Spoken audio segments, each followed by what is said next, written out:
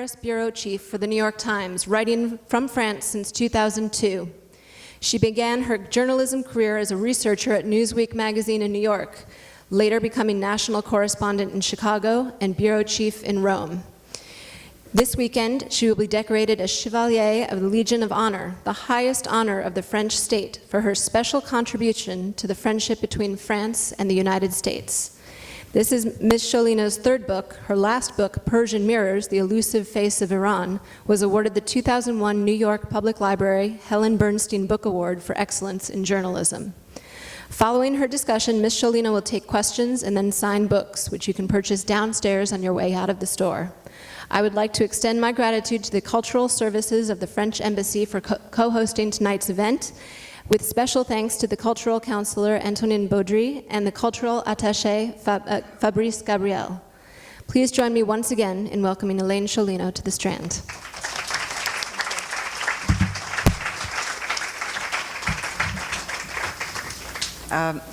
Can you hear me? Yes? No, can't hear me back there? Oh, Christina, how can we? Can you hear me now? Yes? Sure? Okay, if you can't hear me back there, would you go like this and yeah, okay. Well, thank you very much to the Cultural Services of the French Embassy, to Antonin Baudry and Fabrice Gabriel for offering this wonderful reception. It makes it easy to get people to come if you're offering a great French wine and French hospitality. So thank you very much. I'm sure it helped the turnout. And thanks to the Strand, to the Bass family, to Stephen and Christina for welcoming me here tonight. The Strand is very important to me because when I was a graduate student at NYU 40 years ago, I used to come here because I couldn't afford really to buy books, but they let you sit around. It was one of the only places that let you sit without having to pay. And since I was on one of those government fellowships that paid me $200 a month, and I had to sign my soul saying I was not a communist and I would not work, I had to actually live on the $200 a month, and books were not part of the budget. Thank you to the team at Times Books and for everything you've done, and thank you to my great publicist, Kimberly Burns, who's here and who's the best in the business. And thank you for all the cousins on both sides of the family who've turned up, and this is your life. Friends who go back 40 years. Hello, thank you for coming. My old boss, Warren Hogue, and one of my current bosses, Stuart Emmerich, for coming. Okay, we're going to do reading tonight. And this is very exciting for me because this is my 15 minutes of fame, and I want to share it with you. I'm going to do just 3 short readings, and then I want lots of comment, feedback from you. I'm going to read the lead of the book, which is about the first time my hand was kissed à la française. The first time my hand was kissed à la française was in the Napoleon III salon of the Élysée Palace. The one doing the kissing was the President of France. In the fall of 2002, Jacques Chirac was 7 years into his 12-year presidency. The Bush administration was moving towards war with Iraq, and the relationship between France and the United States was worse than it had been in decades. I had just become the Paris bureau chief for the New York Times. Chirac was receiving me and the Times foreign editor, Roger Cohen, to make what he hoped would be a headline-grabbing announcement of a French-led strategy to avoid war. When we arrived that Sunday evening, Chirac shook hands with Roger and welcomed me with a baise-main, a kiss of the hand. The ritual, considered old-fashioned nowadays by just about everyone under the age of 60, was traditionally a ceremonial sacred gesture. Its history can be traced to ancient Greece and Rome. In the Middle Ages, a vassal paid homage to his lord by kissing his hand. By the 19th century, hand-kissing had been reinvented to convey a man's gallantry and politesse towards a woman. Those men who still practice it today are supposed to know and follow the rules. Never kiss a gloved hand or the hand of a young girl. Kiss only the hand of a married woman, and do so only indoors. Chirac reached for my right hand and cradled it as if it were a piece of porcelain from his private art collection. He raised it to the level of his chest, bent over to meet it halfway, and inhaled, as if to savor its scent. Lips made contact with skin. The kiss was not an act of passion. This was not at all the smoldering scene in Marcel Proust's Swann's Way, in which the narrator blindly, hotly, madly seizes and kisses the hand offered to him by a lady in pink. Still, the kiss was unsettling. Part of me found it charming. But in an era when women work so hard to be taken seriously, I also was vaguely uncomfortable that Chirac was adding a personal dimension to a professional encounter and assuming that I would like it. This would not have happened in the United States. It was, like so much else in France, a subtle but certain exercise in seduction. As a politician, Chirac naturally incorporated all of his seductive skills, including his well-practiced baise-mains, into his diplomatic style. He kissed the hand of Laura Bush when she came to Paris to mark the return of the United States to UNESCO. She turned her face away as if to prevent giving him the satisfaction of his smile. He kissed the hand of Secretary of State Condoleezza Rice, twice in one visit. He kissed the hand of Angela Merkel the day she became Germany's chancellor, fondling it in both hands. She repaid him by announcing the importance of a friendly, intensive relationship with France. It turned out that Chirac was too ardent a hand kisser. Catherine Colonna, who was Chirac's spokesman, told me later he did not adhere to proper form. He was a great hand kisser, but I was not entirely satisfied that his baise-mains were strictly executed according to the rules of French savoir-faire, she said. The kiss is supposed to hover in the air, never land on the skin. If Chirac knew this, he was not letting it get in the way of a tactic that was working for him. The power kiss of the president was one of my first lessons in understanding the importance of seduction in France. Over time, I became aware of its force and pervasiveness.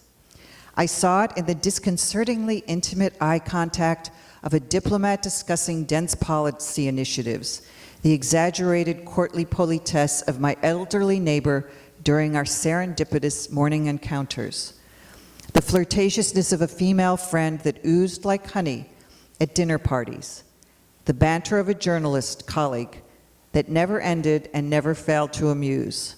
Eventually, I learned to expect it, without quite knowing why. Seduction can surface any time, a tactic of the ice cream seller, the ambulance driver, the lavender grower. Foreigners may find themselves swept away without realizing how it happened. Not so the French.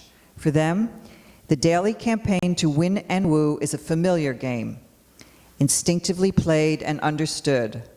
The seducer and the seduced may find the process enjoyable or unsatisfying. It may be a waste of time and end without the desired result, but played well, the game can be stimulating, and when victory comes, the joy is sweet. Okay, now I'd like to read you a little bit about French politics. You know, we've seen a lot in the news about Dominique Strauss-Kahn, and you know, certainly seduction is not potential criminality, but there is one element that unites both, which is the potential abuse of power. So I want to read you just a little bit about Valéry Giscard d'Estaing, a former president. During his political life, Valéry Giscard d'Estaing was convinced that he had discovered the formula for winning elections. It was not a sophisticated polling operation or a massive grassroots organization. It was not an army of brilliant speechwriters or policy educated at France's top graduate schools. Giscard had a much simpler solution. He went after the votes of women, and he did it not with promises of pay equity or better child care, but with le regard, the look, the electric charge created between two people when their eyes lock and a bond is created. Giscard served as France's president from 1974 to 1981. As befits a French politician, he transformed his presidency into a 3-volume political memoir with the grandiose title Le pouvoir et la vie, Power and Life. In it, he boasted that he had worked very hard on his regard and turned it into an effective campaign tool. During my 7-year term, I was in love with 17 million Frenchwomen. He wrote, in all the demonstrations, parades, meetings, I would force myself to stare at each woman and each man who happened to be in front of me. Was there some method in this way of acting? Some sort of trick to influence and seduce? Presumably. His honesty was at once disarming and alarming. He even talked about how his system turned him on. By doing this, I would receive the special radiation of energy that is transmitted from one being to another. And this sensation made me feel good and emboldened me. As a result, at looking at the women of France, I saw them, and I fell in love with them. He acknowledged that English language readers would certainly find his way of thinking very French. He didn't seem to care. More important was that he wanted readers to know how adept he was at visually undressing women. It is true that I directly felt the presence of women in France in the crowd, that I guessed their silhouettes, and that I would linger just a little longer to look at them, the duration of this extra half second when, suddenly, the nudity of the human being appears in the eyes, he wrote. Nothing compared to the erect, elegant posture of French women, which showed off their height. He praised their natural way of walking, precise, without rigidity. Most of all, he adored their delicious smiles, because they conveyed both maternal and romantic love. It was, he recalled, a pleasure and an anticipation that I cannot describe in a more precise way other than to compare them to the feelings you have when you are in love. Giscard did not limit himself to generalities. His memoirs are peppered with descriptions of specific women who attracted him. During a political event in Corsica, he imagined a female member of his own team, Alice Saunier-Saité, in bed. As she introduced him before one event, he noticed her muscular body, the feline ease of her movements, her tanned-looking legs. A bizarre thought crossed my mind, he wrote. When she makes love, she must put the same vehemence into it. Giscard appointed her as his Secretary of State for Universities.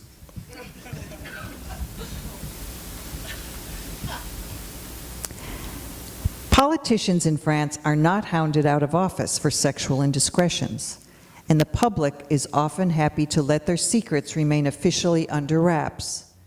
But seduction flows as an undercurrent in public and private life, so it is natural that talking about politicians' personal lives is part of national discourse.